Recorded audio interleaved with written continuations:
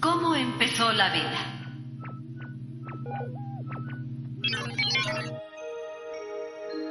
La Tierra se formó hace unos 4.500 millones de años junto con el resto de los planetas del Sistema Solar.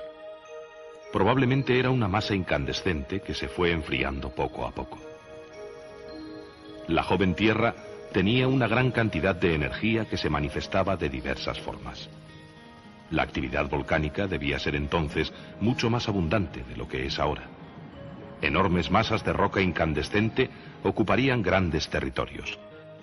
El calor interno haría que la temperatura de la superficie fuese bastante más alta que en la actualidad. A esto hay que añadir la luz ultravioleta y el calor del sol, descargas eléctricas de rayos y la radioactividad, que se sumaban al calor procedente de los volcanes.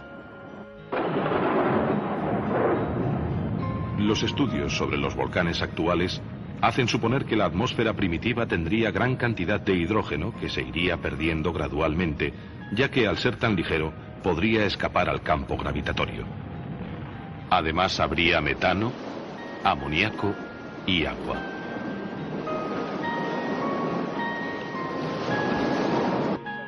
En 1924, el científico soviético Alexander Oparin lanzó la teoría de que la vida se podía haber formado a partir de esos componentes primitivos de la atmósfera sometidos a tremendas descargas eléctricas.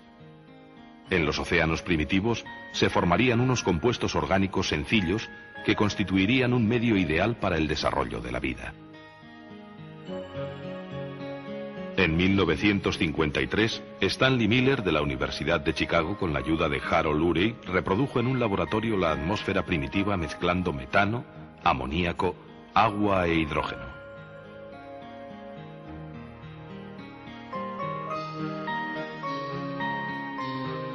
Sometió esta mezcla a una descarga eléctrica durante una semana y posteriormente comprobó que se habían formado numerosas moléculas características de los seres vivos.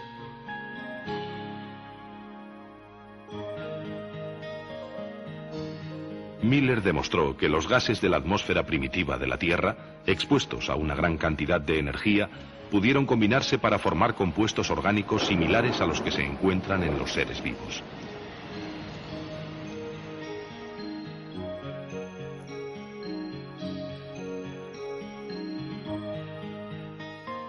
Siguiendo la teoría de Oparin, los nuevos compuestos orgánicos se pudieron mezclar para formar cadenas químicas. Con el tiempo, algunos de estos productos químicos en forma de cadena se asemejarían a las proteínas actuales.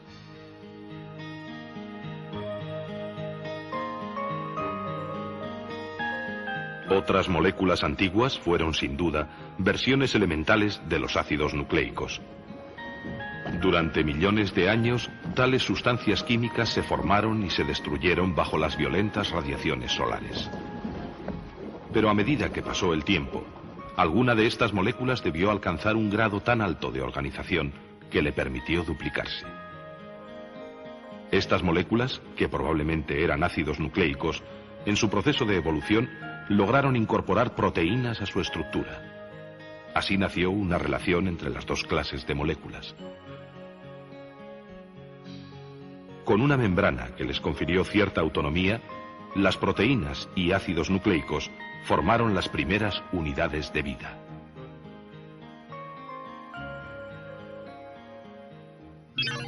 Los primeros organismos.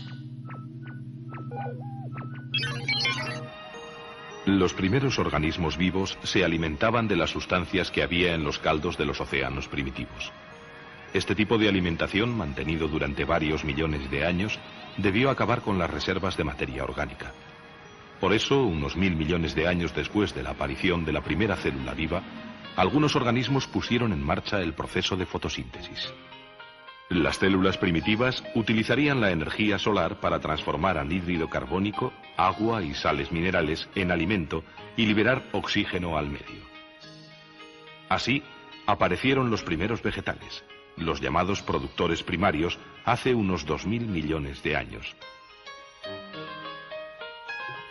El oxígeno resultante de la fotosíntesis se liberaba a la atmósfera y empezó por oxidar las rocas de la superficie del planeta.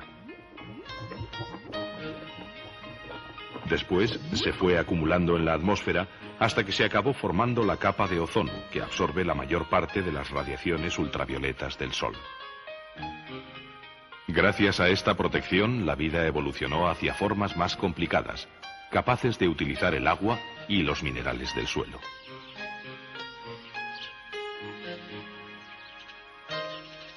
Harían falta millones de años para que los organismos vivos fueran adquiriendo el aspecto con que ahora los conocemos. ¿En qué momento empezó la vida exactamente?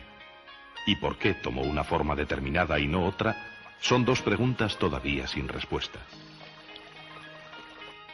Pero se sabe que la vida no existiría de la manera en que hoy la conocemos sin la continua intervención de las plantas durante millones de años.